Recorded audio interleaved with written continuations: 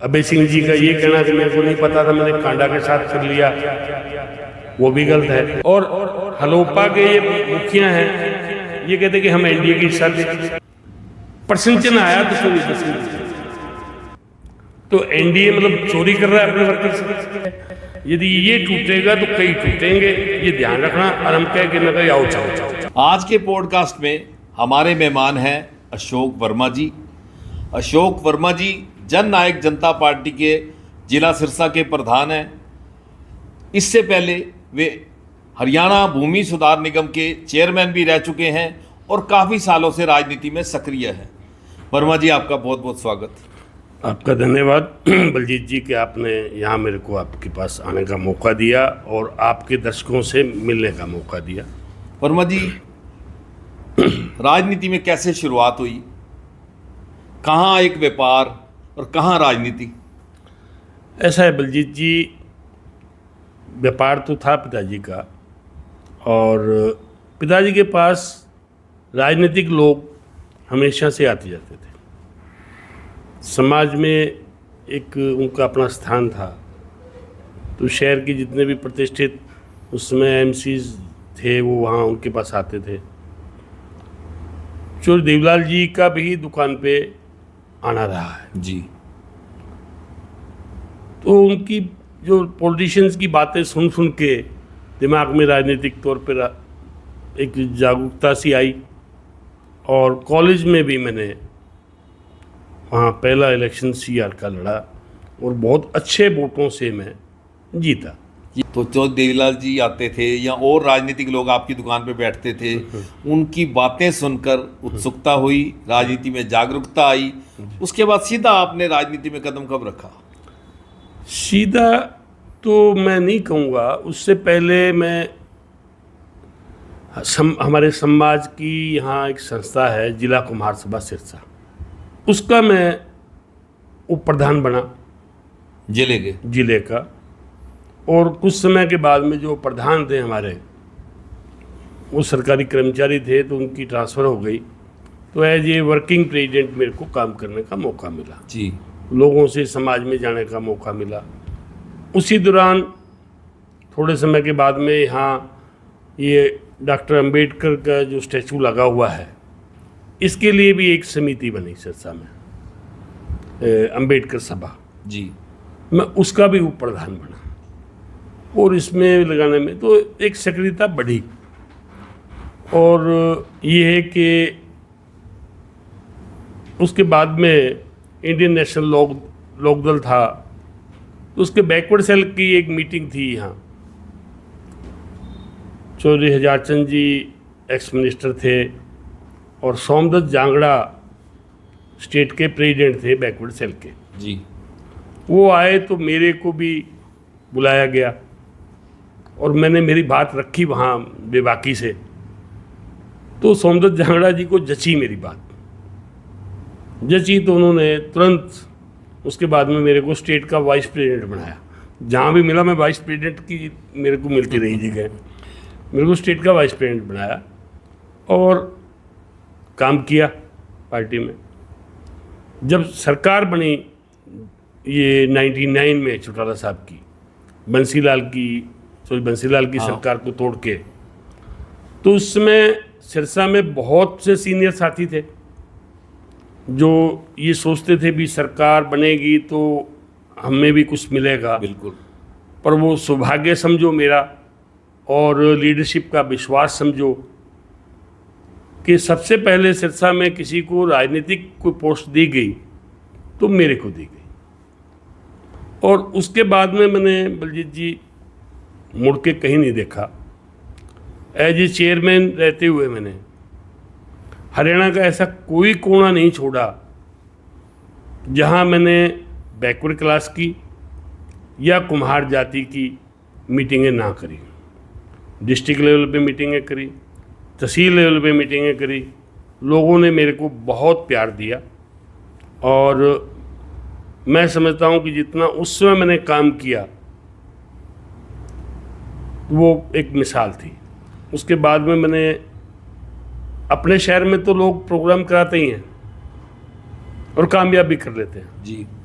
मैंने एक चौटाला साहब का प्रोग्राम कुरुक्षेत्र में कराया और चौटाला साहब के उस समय दोनों पैरों के प्लस्तर बंधे हुए थे, उनके वो चोट लगी थी जी।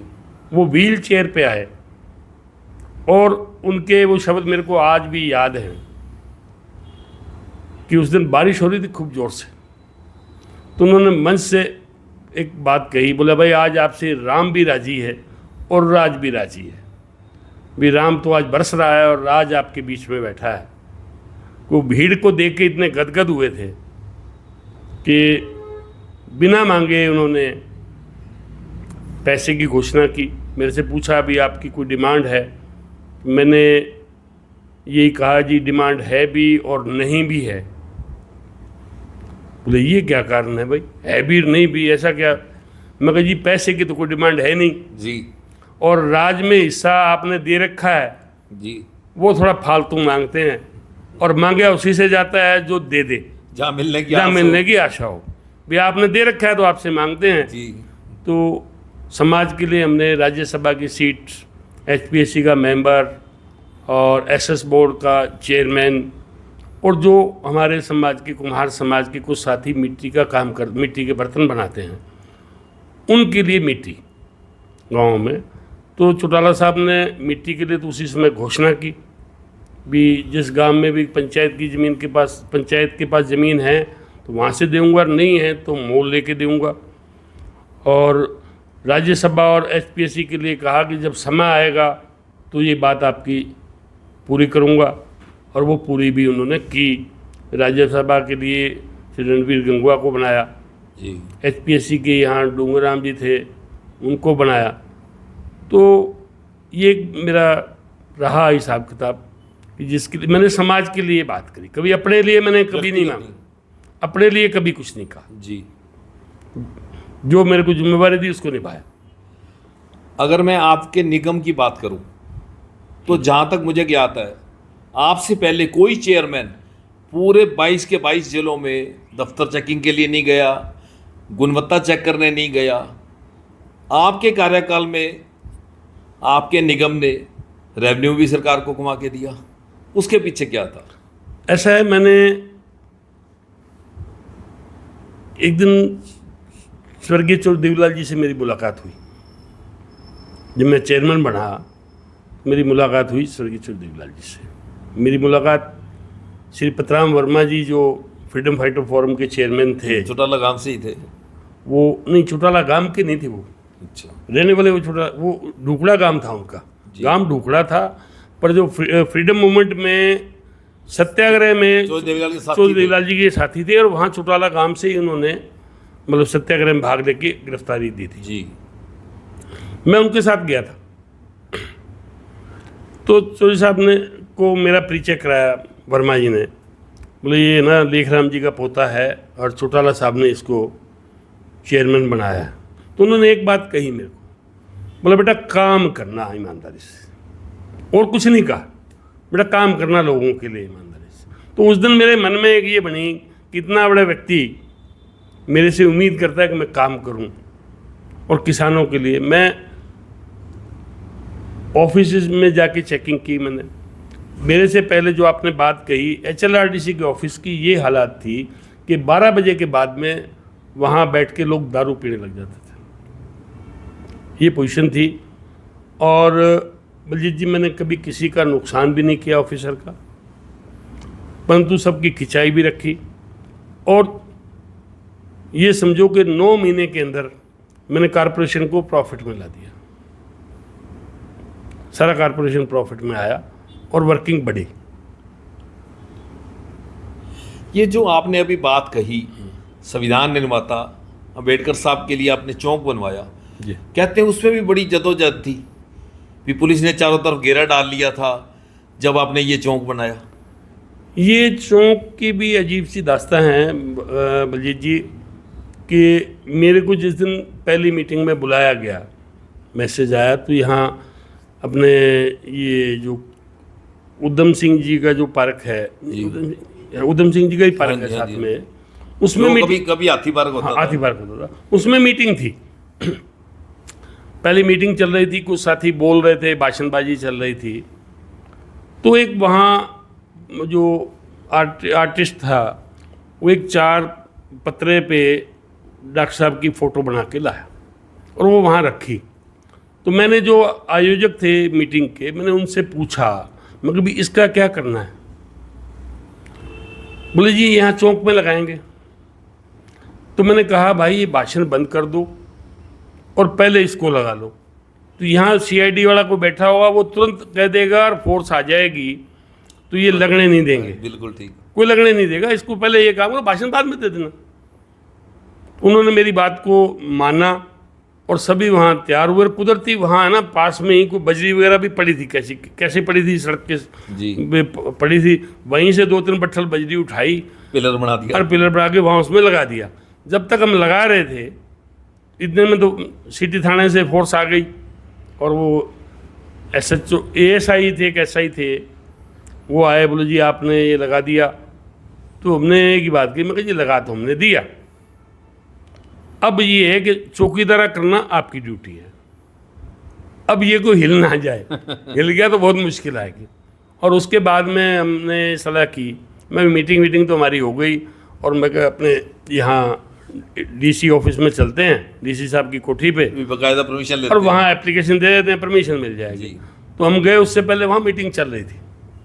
DC थे नहीं सिरसा के, ADC थे, अरोड़ा जी थे, नाम मेरे को ध्यान नहीं जी। वहाँ एक DSP भी बैठे थे। तो हम 25-30 थे, गए, बात की, उनको एप्लीकेशन दी। तो जिस तरह से अफसर लोग बुलाने की बातें करते हैं, उन्होंने बुलाने की बातें की। बोलो जी DC साहब नहीं हैं, आप जी कल एप्लीकेशन दे दी, कल परमिशन दिला देंगे जी, आप इसको हटा दो जी, ये कर दो जी, इस टाइप की उन्होंने बातें की। तो हमने कहा जी ये तो अब लगा दिया साहब, ये आप तो नहीं हटेगा, परमिशन आप दिला दो। और मैंने उनको शहर के कई उदाहरण दिए। मैं कहा जी ये गीता भवन भी जो है खाली जगह थी, गवर्नमेंट की जगह थी, और यहाँ पहले कब्जा हुआ, उसके बाद में कहीं गवर्नमेंट ने परमिशन दी। नेहरू पार्क है, ये भी इसी तरह से बना हुआ है। बहुत सी और चीज़ें थी वो जो मैं लंबा हो जाएगा जी। और मैंने कहा जी आपने तो अब ये भगवान की मूर्ति जो है वो मंदिरों के लिए होती है, आस्था है जो मंदिर में जाता है उनकी मूर्ति की, तो वो मंदिरों के लिए होती है। मगर सर सीधे आजम भगत सिंह की मूर्ति हटा के भगत सिंह चौक से वहाँ कृष्ण जी की मूर्ति लगा रखी है जो एक मंदिर में होनी चाहिए थी। तो ये तो डॉक्टर भीमराव अंबेडकर तो देश के बहुत बड़े नेता हैं, संविधान निर्माता हैं, और जिनमें लोगों की, करोड़ों लोगों की आस्था है। तो आप इसको परमिशन दिलाओ। तो वो तो नहीं बोले, पर DSP बोला जी मैं ये कर दूंगा, जी लगाने लगा, वहाँ के जूते मारेंगे, ये करेंगे, वो करेंगे। मैं कहा जी अब जो आपने करना है कर लेना जी, हमने तो अपना काम कर दिया। हमने अपना काम कर दिया। अब ये आप है, जिम्मेवारी शहर की जिम्मेवारी आपकी है। यदि ये टूटेगा तो कई टूटेंगे, ये ध्यान रखना। और हम कह के मैं कहा आओ चले जी। हम आ गए। तो बाद में हमने सारों बार बैठ के सलाह की, मैं कहा भाई ध्यान रखना, पुलिस है जिस टाइप की बात कर रही है, हाँ, गिरफ्तारी हो सकती भी है। गिरफ्तारी हो सकती है। रात को अपना घर का दरवाजा वैसे मत खोलना जी। तो ये रहा। और उसके बाद में ये बना इंडियन नेशनल लोकदल में जी। आपने बहुत काम किया पार्टी में, जी। पार्टी ने भी आपको चेयरमैन दी। जी। 2019 का चुनाव आप पार्टी के सिंबल पे लड़े, जी। लेकिन चौथे स्थान पर रहे, जबकि 2008 में परिसीमन के बाद ये सीट वजूद में आई। जी। 2009 का पहला चुनाव हुआ जो इनेलो के कृष्ण कंबोज जी ने जीता। 2014 में रामचंद्र कंबोज जी ने जीता। तो 2019 में ऐसा क्या हो गया, क्योंकि अब 24 में फिर इनेलो ने जीता, तो 19 में ऐसा क्या हो गया था कि हार का सामना ही नहीं करना पड़ा, चौथे स्थान का सामना करना पड़ा? ऐसा है बलजीत जी, इसका एक ही लाइन का जवाब है, मैं लंबी विस्तार से जाऊंगा। अभी चौधरी अभय सिंह जी ने एक स्टेटमेंट दी थी, वो उसका जवाब है। भी चौधरी रणजीत सिंह तो मेरी मेहरबानी से जीते थे, नहीं तो ये विधानसभा का दरवाजा नहीं देख सकते थे। ये जवाब, हाँ, 32 साल से नहीं जीत रहे थे ये दरवाजा, ये जवाब। 1987 के बाद उन्होंने 2019 का चुनाव जीता, 32 साल कोई चुनाव नहीं जीता। ये ऑफिशियल जवाब है जो अभय सिंह जी की स्टेटमेंट का। वैसे मैं कहूँ किसने क्या किया नहीं किया, मेरे को एक दिन भी अभय सिंह जी का वहाँ समय नहीं मिला था मेरे कन्वे सिंह के लिए। उसी वजह से आपने पार्टी छोड़ी? पार्टी ऐसा है, दो चीज़ें हैं। मैं इसके अंदर भी बताऊं कि मेरा दोनों भाइयों से सम्मान संपर्क था। अजय सिंह जी से भी मेरे को चेयरमैन बनाने में अजय सिंह जी का योगदान था, उन्होंने ही मेरा नाम भेजा था। और मैंने कभी ये देख के पर्ची किसी वर्कर की नहीं पकड़ाई कि आज अजय सिंह जी को पकड़ानी है या अभय सिंह जी को पकड़ानी है या चौटाला साहब को पकड़ानी है। जो भी उपलब्ध होते थे, मेरी अपनी कोई पर्ची नहीं होती थी। मैंने ज़िंदगी में मेरे लोगों के काम थे, तो मैंने जो मिला उनको पर्ची दे दी। और जब बंटवारा हुआ तो मैं एक्चुअली में क्या है कि नई पीढ़ी आ गई थी। इधर तो दुष्यंत जी और दिग्विजय जी आ गए, उधर वो कर्ण और अर्जुन आ गए। मेरा चारों से ही कोई मुलाकात नहीं थी, मेरा कोई संपर्क नहीं था जी।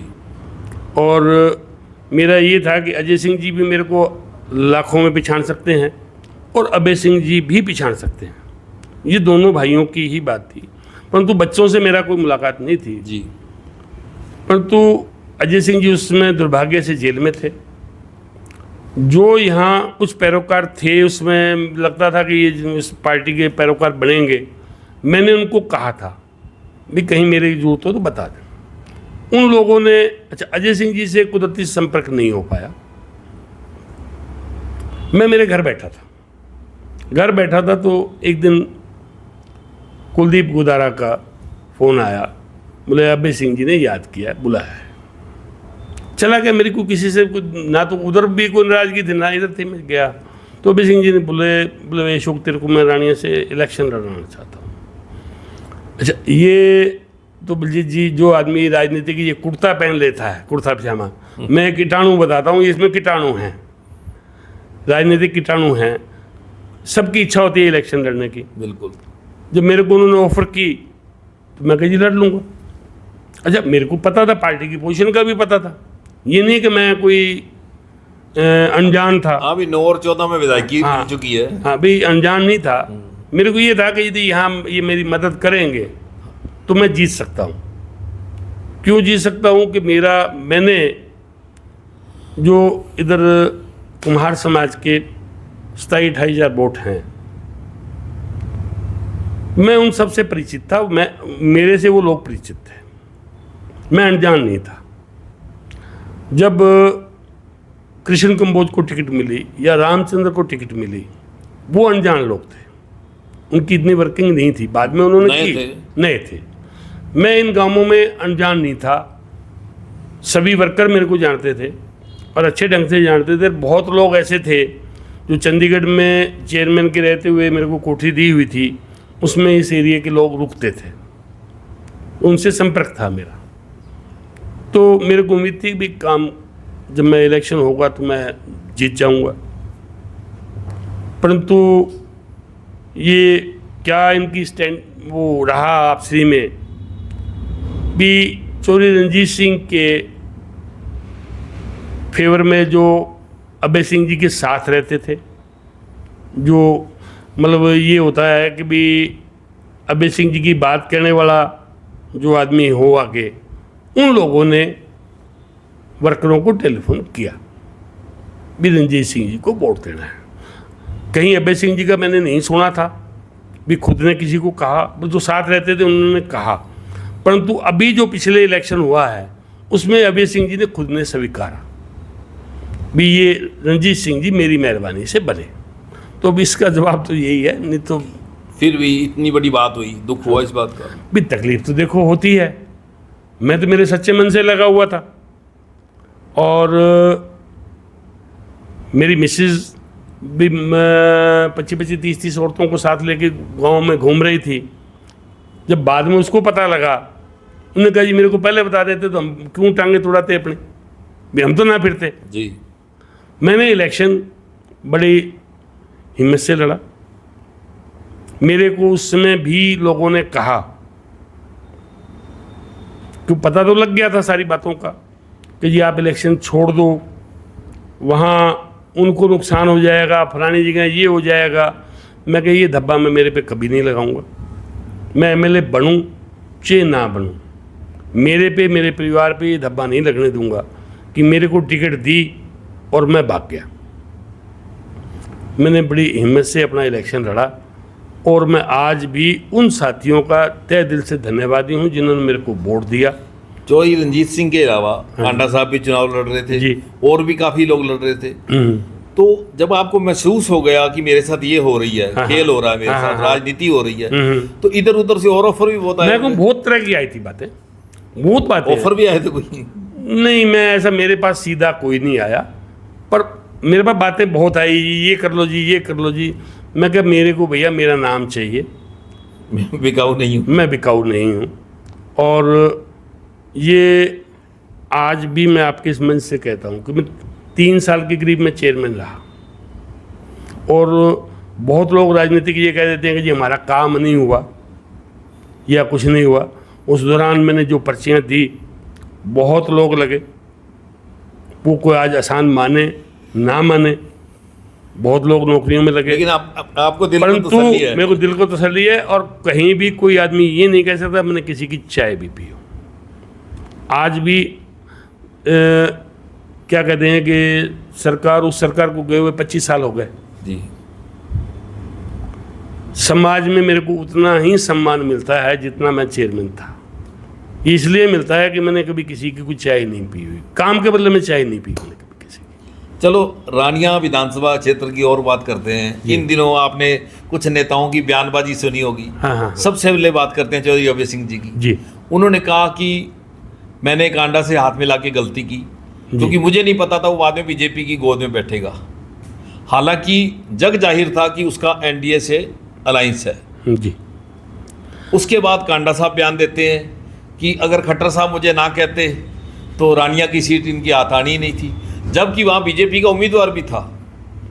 ऐसा है बलजीत जी कि ये कहना, अब वो ज़माना नहीं रहा कि कोई बात जो पहले लीडर करते थे और वो छुप जाती थी, पता नहीं लगता था। आज ये छोटा बच्चा बैठा है, इसको भी राजनीति के बारे में पता है भाई कौन क्या कर रहा है जी। किसी का अनजान नहीं है। ये कहना कि मेरे को नहीं पता था, अभय सिंह जी का ये कहना कि मेरे को नहीं पता था, मैंने कांडा के साथ कर लिया, वो भी गलत है। और कांडा जी का ये कहना भी मेरे को मनोहर लाल जी का टेलीफोन आया, तो मतलब इससे बात से तो ये सिद्ध होता है कि सारा आवायूत है। कारण ये कांडा जी कहते हैं कि मैं एनडीए का हिस्सा हूँ, हलोपा जो है एनडीए का हिस्सा है। बिल्कुल।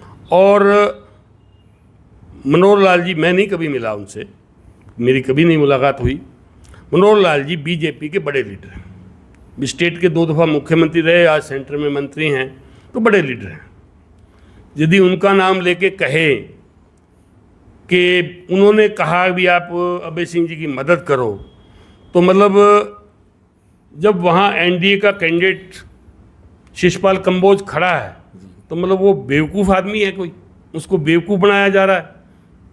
और हलोपा के ये मुखिया हैं, ये कहते कि हम एनडीए के हिस्सा थे, तो एनडीए मतलब चोरी कर रहा है अपने वर्कर से। और वो मनोहर लाल जी जो इतने बड़े लीडर हैं, वो ये कहेंगे, पर उन्होंने कल परसों एक स्टेटमेंट दी है, भी अपनी सफाई दी है उन्होंने, पर कहीं न कहीं किसी का कोई नाम लेता तो वैसे नहीं लेता। और ये मतलब घालमेल जो है ये घटिया राजनीति की है। जैसे आपने मेरे इलेक्शन के बारे में पूछा, मैं एक बात और कहता हूँ, आपने नहीं मेरे से सवाल किया पर मैं बता देता हूँ जी। मेरा नुकसान नहीं हुआ उस इलेक्शन से, मेरा नुकसान नहीं हुआ। मैं तो एक साधारण वर्कर था जी। मैं तो हीरो बन के निकला मेरे समाज के लिए। समाज के लोगों ने एक आत्मबल बना के हमारे इस समाज का बच्चा भी कोई इलेक्शन लड़ सकता है और इस ढंग से लड़ सकता है। वहाँ रानिया में इलेक्शन पहले लड़े गए, कभी भी कैंडिडेट की तरफ से कभी कोई लंगर नहीं चला। मेरे दफ्तर में सुबह से लेकर शाम तक लंगर चलता था। तो ये जो है एक वो समाज को आत्मबल देने वाली बात हुई। बिल्कुल। मेरा तो कद बढ़ा उस इलेक्शन से, परसेंटेज आया तो चोरी अभय सिंह जी पे आया। उसका भी कारण है कि मैं हरियाणा में जो समाज के और बैकवर्ड के लोग हैं उनसे परिचित था, मेरे से परिचित थे। जो परसेंटेज लोगों के बातों से परसेंटेज उन पे आया, मेरा कद तो बढ़ा, मेरा कोई नुकसान नहीं हुआ। मैं तो अभय सिंह जी का धन्यवाद दूंगा, उन्होंने मेरे को टिकट दी। चलो, चौटाला साहब की, कांडा साहब की बयानबाजी को देखते हुए हाँ। मतलब राजनीति साफ सुथरी नहीं रही, ये गुप्त समझौतों की बात जो आ रही है। ऐसा है भी, शरीफ आदमी के लिए जगह नहीं है। शरीफ आदमी तो जितने पैसों का एक लेन देन चलता है, पैसे का खेल चल रहा है, उसमें आम आदमी पैसे नहीं लगा सकता। वो क्या इलेक्शन लड़ेगा?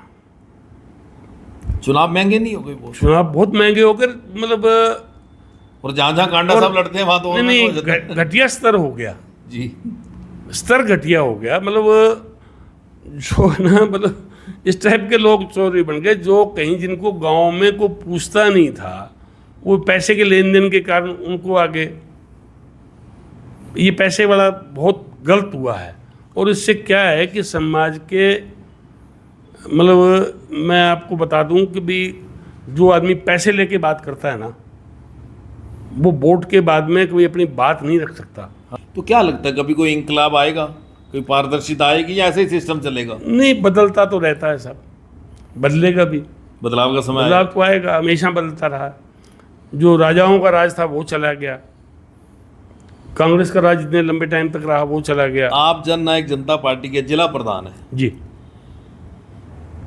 जब दुष्यंत जी को 10 सीटें आई जी जेजेपी को, जी जी तो आपको क्या लगता है सरकार के साथ जाना जी, उनका स्मार्ट मूव था या गलती थी? वो बढ़िया डिसीजन था, और वो बुद्धिमान व्यक्ति हैं, मैं ये कहता हूँ। उन्होंने, एक आदमी तो होता है अपने ठोकर लग के सीखे, एक दूसरे की ठोकर लगे हुए को देख के सीखे। मतलब उन्होंने कुलदीप जी की दुर्दशा देखी है, हज का खत्म कर दी। और ये जो आज भी यहाँ 7 विधायक दुष्यंत जी को छोड़ के चले गए, ये उस दिन ही चले जाते यदि ये सरकार में ना शामिल होते। आज कोई कुछ भी कहे, और ये एक दुष्यंत जी के खिलाफ 3 तरफ से दुष्प्रचार हुआ। कांग्रेस पार्टी, अभय सिंह जी की पार्टी और बीजेपी सरकार में थी, साझेदार थे भी, उनके सहयोग से सरकार चला रहे थे, परंतु बीजेपी के जो वर्कर थे वो कहीं बैठते थे, वो दुष्प्रचार करते थे। वो एक दुष्प्रचार फैलाया गया, और मतलब एक पीआर सेट किया गया, पूरा बिल्कुल सिस्टम इस ढंग से करके किया गया, उनको दुष्प्रचार करके बदनाम करने की कोशिश की। दुष्यंत जी ने भी कहा है, बहुत दफ़ा कहा, विधानसभा में भी कहा, भाई कहीं को बात है तो विधानसभा में रखो। दिग्विजय जी अभी जो युवा के प्रदेश अध्यक्ष बने हैं, और वो 90 के 90 हलकों में जा रहे हैं, और हर जगह एक ही बात कहते हैं कि कहीं भी कोई सबूत है तो दे तो सही। अभी तीसरी बार बीजेपी सरकार चल रही है, अगर कोई घोटाला था तो जांच हो, तो मतलब कहीं नहीं है। ये तो एक दुष्प्रचार था। और क्या है कि जेजेपी बहुत अच्छे ढंग से उठेगी, और जिसका नेतृत्व डॉक्टर अजय सिंह चौटाला जी के हाथ में है। और मैं ये समझता हूँ, मेरा जो मानना है, आज के दिन जितने भी सीनियर लीडर हैं, उनमें से सब में से वो मैच्योर आदमी हैं, बहुत कुशल राजनीतिक आदमी हैं, और उनके मार्गदर्शन में दुष्यंत जी और दिग्विजय जी लगे हुए हैं। एक मैं इसमें और ऐड ऑन करूंगा जी, जब जेजेपी बनाने की बात आई जी, तो जैसे आपने यूपी का उदाहरण हमारे पास है, शिवपाल यादव और मुलायम सिंह यादव के परिवार में जो हुआ, झंडे डंडे को लेकर कोर्टों में मामला गया। इसी तरह शिवसेना की बात करूं तो वहां आज तक कोर्ट में चल रहा है। चौधरी अजय सिंह चौटाला का ये निर्णय है भी हमें झंडे डंडे के चक्कर में नहीं पड़ना, हम नई पार्टी बनाएंगे, नया संगठन खड़ा करेंगे। इसको आप कैसे देखते हैं? बहुत बहादुरी का काम है, दिलेरी है। मतलब कमजोर व्यक्ति ऐसी सोच भी नहीं सकता। कमजोर व्यक्ति नए सिरे से खड़े होना, नए सिरे से काम करना कोई भी, और जिसका कोई सहारा ना हो। और सबसे बड़ी बात, खुद जेल में थे, और सबसे बड़ी बात एक और भी, चौटाला साहब जिंदा थे। और वो उस दूसरी पार्टी के मुखिया थे, उसके सामने अपनी पार्टी को खड़ा करना, ये मैं समझता हूँ कि अजय सिंह जी की काबिलियत और लोगों में विश्वास, जो उनका एक बोलने का, मेरे को और 10 महीने के बाद 10 सीटें आ गई। 10 सीटें आ गई। अजय सिंह जी से बहुत लंबे समय से जुड़ा हुआ हूँ।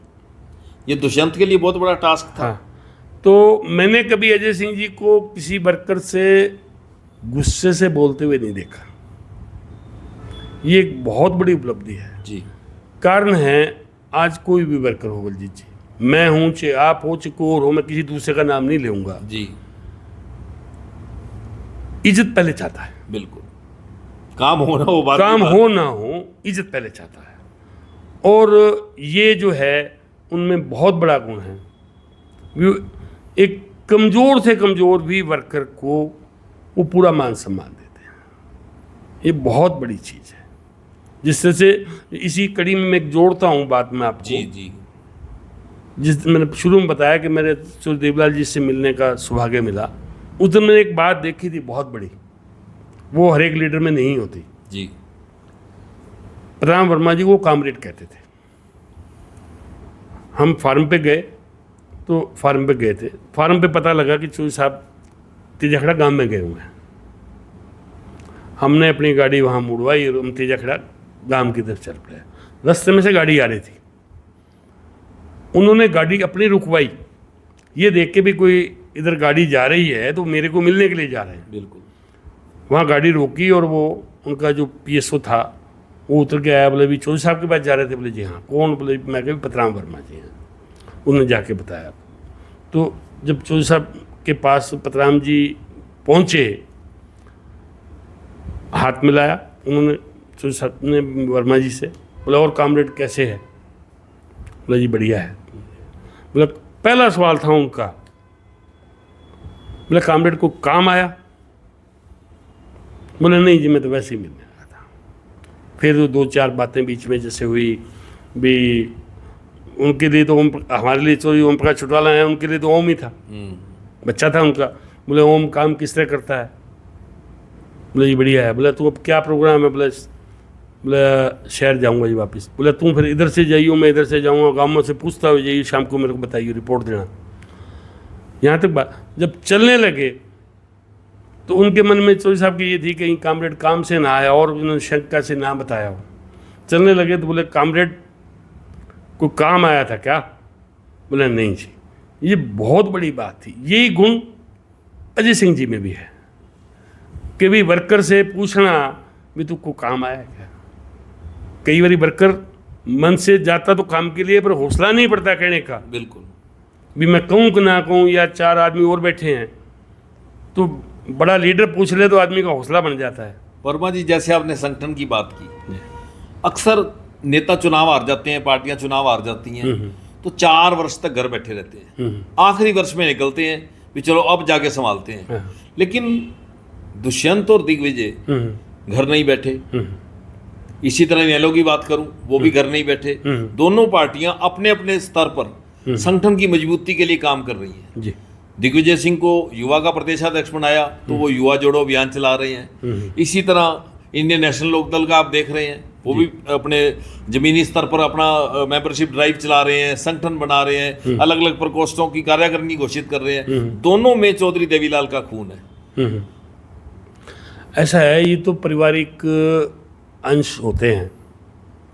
जो देवीलाल जी ने भी बहुत मेहनत की थी, बहुत सत्याग्रह किए हैं। आज इसमें समय लंबा हो जाएगा क्योंकि मैं बच्चा था, परंतु मेरे को ना पतराम वर्मा जी के साथ बैठने का बहुत बड़ा मौका मिला और चौधरी देवीलाल जी के बारे में मेरे को बहुत बड़ी जानकारी रही उनसे मिलने के लिए। वो बहुत मेहनती थे। चौटाला साहब के पैरों में दिक्कत थी, उसके बावजूद उन्होंने बहुत मेहनत की और यही गुण मैंने अजय सिंह जी में और अभय सिंह जी में भी देखा कि भी रात को 4-4 बजे तक इनकी फोर्जें बैरकों में वापस नहीं लौटती। मैं रोडी इलेक्शन होता था तो यहाँ लगभग अभय सिंह जी रहते थे, तो मैं सुबह 4 बजे तक उनके साथ काम किया है मैंने, सारे दिन लग के, और सुबह 9 बजे फिर दोबारा गया हूँ। तो यही अजय सिंह जी का था भी, ये एक पारिवारिक रहा है, वो एक परिवार की पृष्ठभूमि है, मतलब ब्लड में ही है कि मेहनत करना। ये इसके लिए एक और यहाँ कामरेड बलदेव बख्शी होते थे, उन्होंने एक बार एक बात कही थी, यहाँ ब्राह्मण धर्मशाला का उद्घाटन था या आधारशिला थी, अजय सिंह जी गए थे वहाँ जी। तो उन्होंने एक शब्द कहा था, वो बहुत अच्छा शब्द है उनके लिए। बोले ए ना तो टिक दे ना टिकन दे दे वो पंजाबी था भी, ना तो ये टिक दे ना ये टिकन दे दे, आप भी लगे रहते हैं तो वर्करां नूं भी लाई रखते हैं। ठीक बात। तो वो बात है मेहनत करना।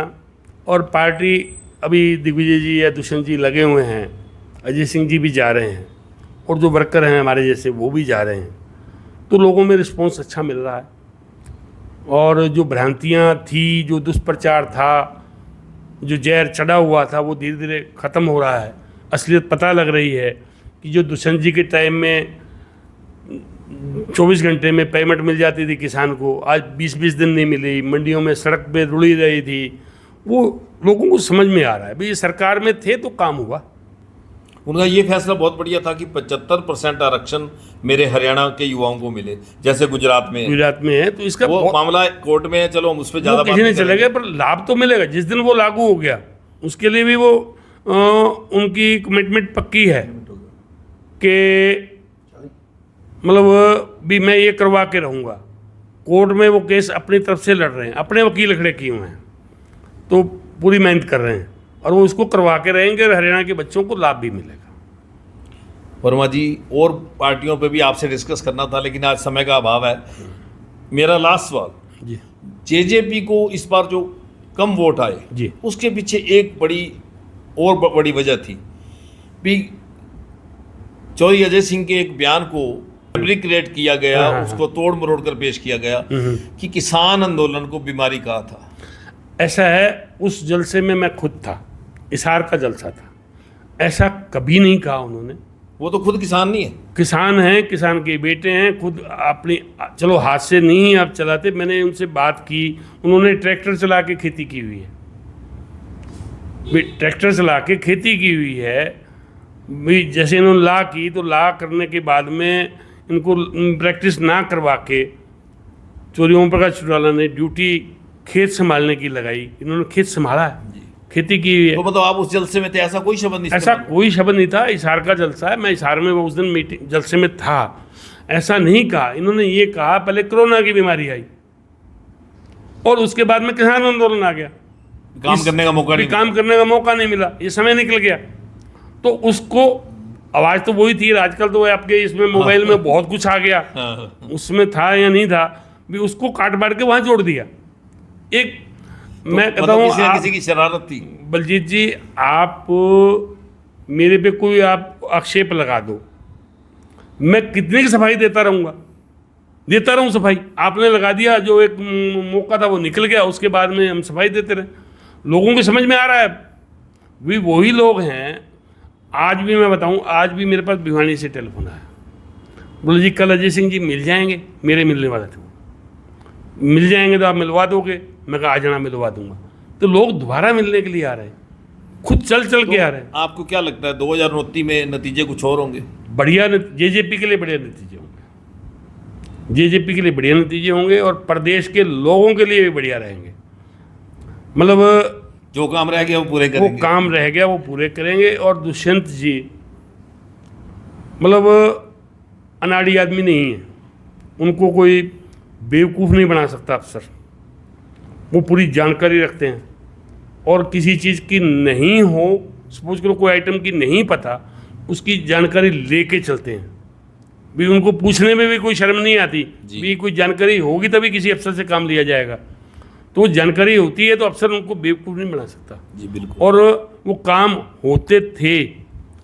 जब आप तो देखते हो, पत्रकारिता कर रहे हो भी, बीजेपी के लोग भी उनके पास जाके काम करवाते थे भी, उनके बीजेपी वालों के काम नहीं होते थे। और पोजीशन तो आज भी यही है बीजेपी वालों की, काम आज भी नहीं होते हैं।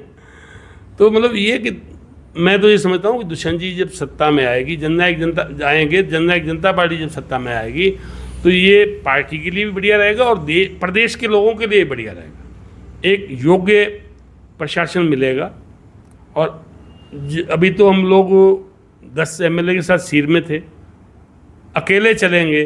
जिस दिन पूर्ण बहुमत की कोई सरकार होगी तो उसका रिजल्ट आप लोग भी तारीफ करोगे भी ये ऐसा हुआ है। अशोक वर्मा जी, बहुत बहुत धन्यवाद। आपने बहुत सी बातें हमारे दर्शकों को नहीं बताई, खास करके रानिया हल्के की।